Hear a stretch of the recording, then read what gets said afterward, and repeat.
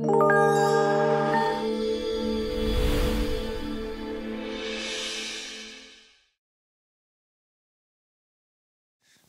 안녕하십니까.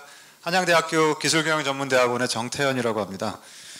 예, 먼저 이렇게 제 연구에 대해서 말씀드릴 기회를 주셔서 지식재산연구원과 우리 포럼 저희 분과 운영해 주신 김범재 박사님 감사드리고요. 저는 4차 산업혁명과 기술발전의 속도라는 주제로 좀 말씀을 드릴 텐데요.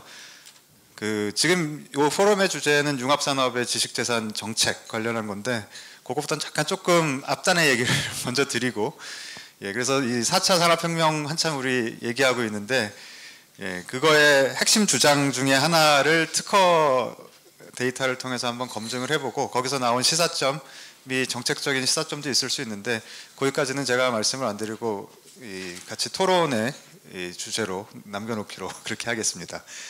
예. 주제 목차는 이렇게 4차 산업혁명과 기술발전 속도에 대해서 지금까지의 논의를 조금 이렇게 요약해서 한번 말씀을 드리고요. 그리고 제가 어떻게 분석을 했는지 그 결과와 그 시사점 이렇게 순서로 말씀드리겠습니다. 예, 4차 산업혁명 요새 너무 많이 얘기를 해서 지난 정권의 창조경제와 같이 이미 피로감을 느끼시는 분들이 많은데, 예, 여기서 제가 오늘 여기서 조금 약간 포커싱을 하는 거는 산업혁명 쪽이 아니고요. 산업혁명은 거기에 관련된 지금 논의되고 있는 기술들, 실체적인 기술들이 있는데 그거 말고 특별히 왜 4차라고 하느냐, 3차가 아니라. 그래서 이 기반 기술 측면에서 보면 IoT든 CPS든 빅데이터든 인공지능이든 이런 것들 등등이 3차 산업혁명기 기술이지 않습니까? 예, 정보통신 관련된 기술인데 특별히 왜 4차? 왜 이게 3차에서 4차로 이 차수를 바꿀 만큼 뭔가 큰 변화가 있는 거냐? 기반 기술이 1차, 2차, 3차는 그 기반 기술이 다 크게 변했지 않습니까? 근데 그거를 주장하시는 분들, 많이 알려진 분들의 주장은 한 3가지 정도를 말씀하세요. 그 중에 하나가 지금 현재 우리가 경험하고 목도하고 있는 기술 변화가 그 전과 달리 굉장히 다르다고 주장할 법한 그 근거 중에 하나는 기술 발전의 속도가 점점 빨라지고 있다라는 겁니다. 대표적인 그런 주장을 하는 사람이 레이 커즈와일이죠. 특이점이 온다라는 대중서를 써서 유명해진 분이고, 무슨 SF 영화 같은데 대부분 이 양반의 이런 시각들이 이 양반 때문인지 아닌지는 몰라도 반영이 되어 있습니다. 이 양반은, 이 레이 커즈와일은 한 100억 년의 역사를 훑었습니다.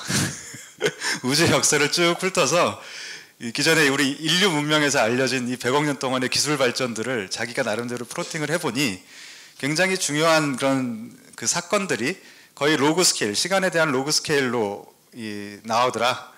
예, 굉장히 취사선택적이겠죠. 그래서 이런 관점이 계속 앞으로도 유지된다면, 그러니까 이 말은 달리 말하면 기술 발전의 속도가 지수함수적으로 빨라지고 있다라는 겁니다. 그래서 과거와 오늘의 기준으로 미래를 예측한다는 게 부질없다.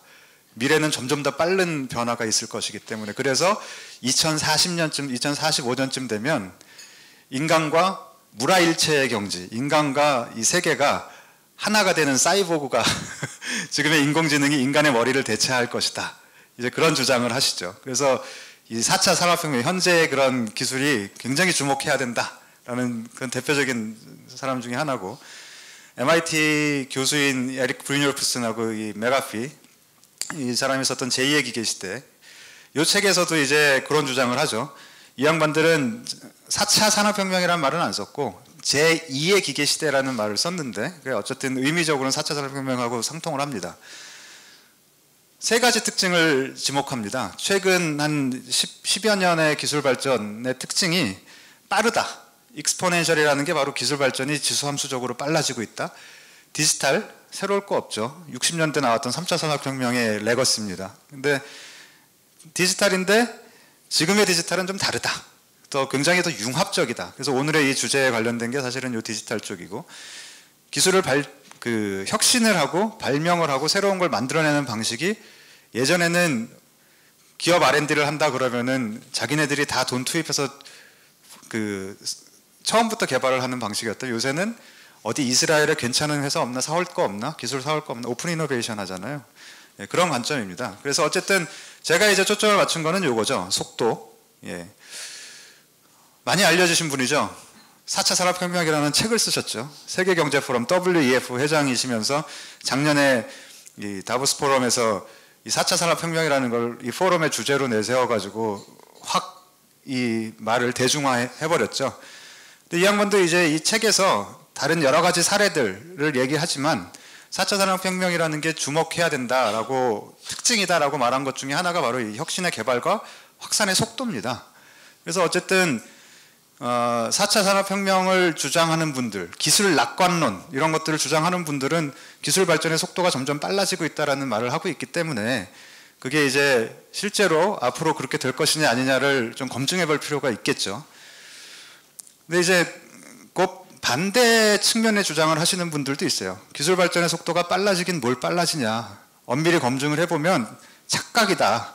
그렇지 않을 수도 있다. 바이오 쪽의 기술이 빠르다고 하는데 실제로 지금 전 세계 굉장히 큰 제약회사들이 망해가고 있고 뭐 그런데 자기네들 R&D를 아웃소싱을 하고 그 개발비가 워낙 더 기하급수적으로 늘어나기 때문에 발전 속도가 빨라지기는커녕 혁신이 점점 더 어려워지고 있고 빅데이터 얘기하는데 빅데이터 검증을 해보니 실제로 데이터 쌓여가는 속도가 그렇게 기하급수적이지는 않다. 뭐 선형적이라고 할 수는 있겠지만 그리고 빅데이터 쌓아봤자 지금 그게 어떻게 활용되느냐. 인터넷을 통해서 무엇을 한다?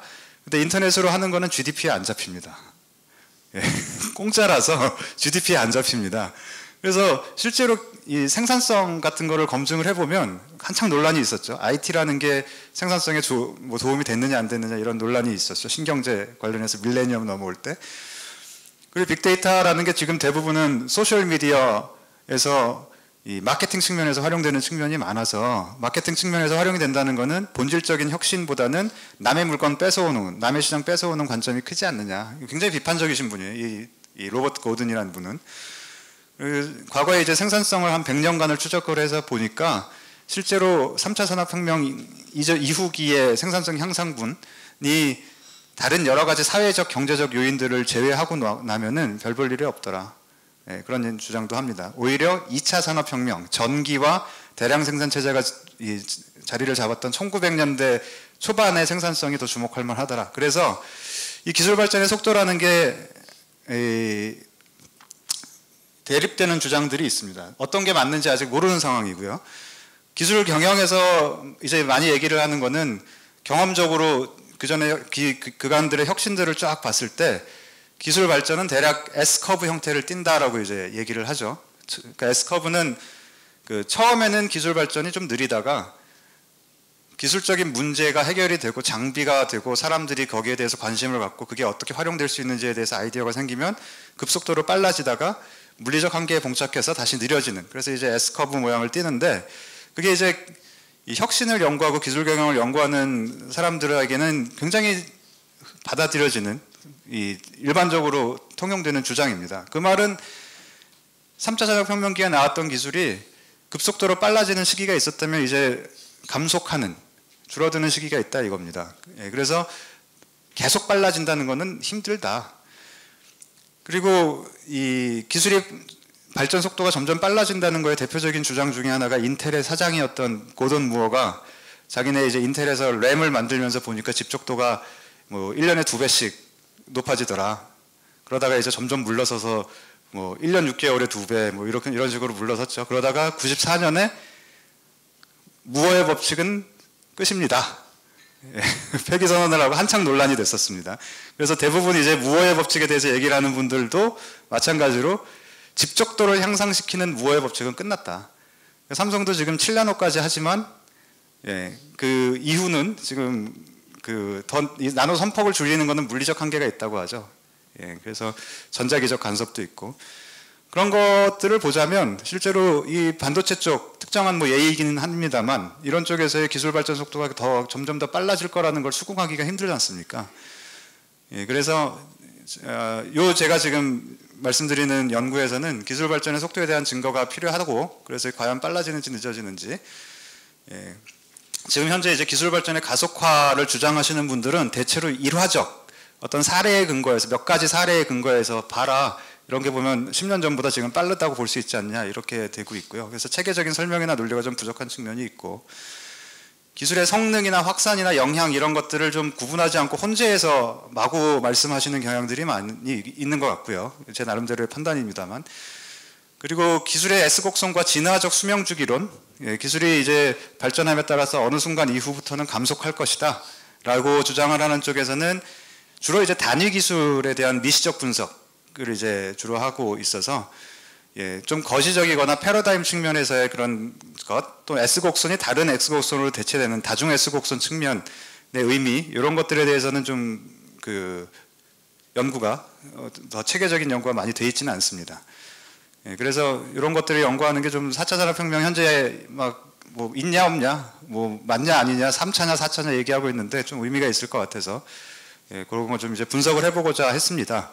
그래서 제가 이제 채택한 방법은 특허 데이터를 사용을 했고, 특허에서 이제 이 기술 발전의 속도를 볼 수 있는 지표가 있는데 정확히 매칭되지는 않습니다만은 어쨌든 후방 특허 인용 시차를 이제 학자들은 그 기술 발전의 속도로 많이 치환해서 해석을 합니다.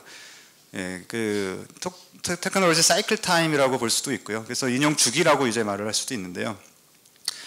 뭐 전자 이런 거 이제 과거에 연구했던 걸 보면 전자나 뭐 이런 데는 한 4, 5년 정도. 그러니까 내 특허가 과거의 특허를 인용하는데 중앙값이든 평균값이든 대체로 한 4, 5년 전 특허를 주로 인용하더라라는 산업이 있고, 그러니까 빠른 산업, 전자 같은 그런 산업은 조선이나 기계 등은 한 15년, 20년 전 기술까지 굉장히 많이 인용을 하고 있더라. 그런 거는 15년, 20년 전 기술이 여전히 현재에도 의미가 있다라는 얘기이기 때문에 기술 발전의 속도가 좀 느린 거 아니냐 이렇게 해석을 할 수가 있는 거죠. 그래서 그거에 관련된 뭐 국내 연구가 몇 가지 있습니다. 그래서 저도 이런 인용 시차라는 것을 일단 기술 발전의 속도로 보자라고 결정을 했고요. 그걸 이제 미국 특허, 인용 데이터가 좀 풍부한 미국 특허를 기준으로 해서 대략 한 40년 정도, 1976년부터 2015년까지 미국 특허청에 출원된 특허를 전수를 확보를 해서 그게 한 760만 건 정도가 되고요. 그 중에 등록 특허가 730여만 건이고, 그 중에서 후방 인용 특허가 단 하나로 존재하는 특허가 한 744만 건. 거기에 이제 인용 시차를 계산하기 위해서는 후방 인용 특허와 지금 내 특허, 현재 특허와의 시차를 계산해야 하기 때문에 그 쌍을 알아야 되는데 거기 한 9,700만 쌍이 나오더군요. 그래서 요거의 시차를 계산해서 특허별로 평균을 해서 이제 이 평균 인용 시차라는 거를 기본적으로 보려고 했습니다. 그런 거를 이제 그 어떤 기술 단위, 한 35개 기술 분류 체계를 이용해서 35개 정도 이제 전체 특허를 기술 관점에서 분류를 해서 그거를 이제 사용을 했고요. 그래서 이제 그 평균 인용 주기를 썼었고요. 이 평균 인용 주기의 문제점이 뭐냐 하면, 그러니까 내 특허가 대부분 한 3년 전 특허를 인용해서 지금 현재 내 기술의 중요한 선행 특허라고, 선행 기술이라고 하는 게 한 대부분 한 3년에서 5년 전인데 그 중에 굉장히 중요한 특허 하나가 한 100년 전 거예요. 그러면 그것 때문에 평균값이 확 바뀌거든요. 그래서 보통은 중앙값을 쓰는데, 미디안을 쓰는데, 저는 여기서는 미디안을 안 썼기 때문에 그 평균값을 하면 그런 그 왜곡이 일어날 수가 있죠. 그래서 그거를 그 왜곡을 어느 정도 보정하기 위해서 한 3가지 다른 지표를 좀 생각을 해봤습니다. 하나는 10년 이내에 인용된 특허의 평균 인용 주기라는 걸 한번 봤고요. 그러니까 굉장히 짧은 시기 내에 활용된 특허도 실제로 이 시차가 점점 작아지고 있는지 아닌지, 5년 이내라는 것도 봤고, 전체 인용 특허 중 굉장히 빠른 시기, 3년 이내에 인용된 특허의 비중, 이렇게 한 3가지를 이 대안 지표로, 평균 인용 주기의 약점을 보완할 수 있는 대안 지표로 같이 검증을 해봤습니다. 그래서 대충 보시면은 이게 일로 표시되어 있는데요. 평균 인용 시차는 한 5,700일 정도 되고요. 그러니까 20년이 좀 안 되죠. 많이 안 되죠. 그런 식입니다. 그리고 3년 이내에 인용된 특허의 비중은 한 15% 정도 그렇게 되어 있습니다. 분석 결과를 말씀드리면, 평균 인용 주기 이제 최단 시비, 최장 시비를 봤는데요. 인용 주기로 봤을 때 가장 짧은 것, 기술 발전 속도가 가장 빠른 거의 상위 10개 분야입니다. 흔히 우리가 예측할 수 있는 대로 나노, 그리고 통신, 디지털, 반도체, 오디오 비주얼, 바이오, 이런 것들이 시차가 9.3년에서 한 13년 정도 됩니다. 그러니까 이 전체기이기 때문에 2011년에서 2013년에 출원된 특허들이 생각보다 아까 그 선행연구에서는 4, 5년이라고 했는데 여기서는 좀 그거보단 길죠. 인용주기가 긴, 그러니까 과거의 특허들을 더 많이 참조하는 기술 분야는 기계 쪽입니다. 기계나 가구나 뭐 이런 쪽이죠. 예, 그런 것들은 한 20년 정도 됩니다. 평균 인용주기의 변화량을 1980년대 출원된 특허와 2010년대 출원된 특허를 한번 비교를 해봤습니다. 그래서 인용주기 감소 폭이 제일 큰 기술 분야가 어딘지 한번 봤는데요. 인용주기 감소가 제일 많이 된 데는 의외로 이런 기계나 아까 뭐 여기 반도체 전자도 있고 합니다만 주로 장주기, 그러니까 기술 발전 속도가 느리다고 보여진 그런 분야가 실제로 감소 상위 10개에 많이 들어가 있습니다. 반면에 인용주기가 증가한 80년대 대비해서 2010년대에 인용주기가 증가한 상위 10개 분야는 바이오, 디지털, 뭐 그런 것들이 반도체 이런 것들이 들어가 있습니다. 예. 그래서 이게 뭘까 생각을 해보면 사실 이 바이오나 이 반도체나 이 전자통신 이런 것들이 주로 80년대, 70년대, 80년대 신산업으로 나온 그런 산업 분야죠. 그러니까 80년대는 축적된 기술이 없기 때문에 최근 그 80년대 기준에서 최근 기술을 인용할 수밖에 없었을 거고 지금 현재 왜 인용주기가 늘어났느냐라고 생각을 해보면 80년대에 나왔던 그런 특허들이 여전히 원천 특허로 작용을 하고 원천 기술로 작용을 하고 있어서 최근에 나온 특허도 여전히 20년, 30년 전에 그런 핵심 기술들을 활용할 수밖에 없는 게 아니냐 이런 추정을 좀 해볼 수가 있을 것 같습니다. 인용주기 전체 이제 시계열 분석을 해보면은요, 이 빨간색 선이 평균 인용 시차입니다. 그래서 1976년부터 2014년까지 보면은 한 15년 정도 되다가 그래서 점점 감소하죠, 인용 시차가. 이 말은 아까 레이 커즈와일이나 그 브리놀프슨이나 뭐 이런 양반들이 얘기했던 기술 발전의 속도가 빨라지고 있다라는 스토리하고 일맥상통합니다. 그게 대략 한 2000년경까지 그렇고요. 그 뒤부터는 다소 상승하는 그런 커브를 보이고 있습니다. 다른 지표를 봐도 뭐 스케일의 차이는 있습니다만 비슷한 스토리고요. 2000년까지는 감소하는 게 맞는데 그 이유는 꼭 감소한다고 볼 수 없다. 기술 발전의 속도가 더 빨라진다고 볼 수가 없다. 이런 얘기가 가능하죠. 예, 그거를 이제 이 회귀 분석을 통해서 검증을 해봐도 마찬가지 스토리가 이제 나옵니다. 예, 그래서 이 회귀 분석을 통해서 통계적으로 검증을 해봐도 대략 2000년까지 인용시차는 감소세였으나 이후 증가세임이 재확인되었습니다. 예, 그래서 결론을 말씀드리면 최근에 특허 인용 시차가 짧아진다는 증거는 찾을 수가 없었다. 2000년 이후에도 계속 여전히 기술 발전의 속도가 점점 더 빨라지고 있다라고 말하는 증거는 제 방법대로 이 특허를 활용한 이 증거로서는 말하기 어렵다. 그러니까 4차 산업혁명론자들이 말하는 그 주장의 한 가지 근거, 기술 발전의 속도 점점 빨라진다? 적어도 여기서는 그 근거는 찾기가 어려웠습니다. 예. 그래서 2000년까지 짧아진 거는 맞고, 근데 아까 이제 그 80년대와 2010년대의 기술을 비교한 거를 보시면 2000년대까지 기술 발전의 속도가 빨랐다는 거는 아마도 80년대에 신산업이 굉장히 많이 등장을 했죠. 바이오나 반도체는 뭐 60년대부터 나오긴 했습니다만 70년대, 80년대 워낙 꽃을 피웠고요. 다른 통신, 뭐 모바일이든 뭐 이런 것들도 80년대부터 굉장히 많은 기술 발전이 이루어졌고, 그래서 기술 발전의 속도가 빨라졌다는 게 아마도 그런 신산업의 영향 때문이 아니겠느냐. 그런데 그런 기술에서조차 2000년 이후에 다시 과거의 기술들을 더 많이 참조하기 시작했다는 건 아니고 과거의 기술도 참조한 게 더 많다라는 얘기는 여전히 기술이 성숙해도 원천 기술이 중요한 거 아니냐. 그래서 제도적 측면, 정책적 측면에서 보자면 부산 기술의 선점 효과가 비선형적이다. 뭐 우리가 상식적으로 알고 있는 내용입니다만 신산업 그 부산 기술에서 선점하는 것들이 중요하다. 예, 그런 거를 좀 볼 수가 있고요. 뭐 다양한 연구의 한계들이 있습니다. 예, 그래서 계속 발전시켜야 될 연구입니다. 예, 여기까지 하겠습니다. 감사합니다.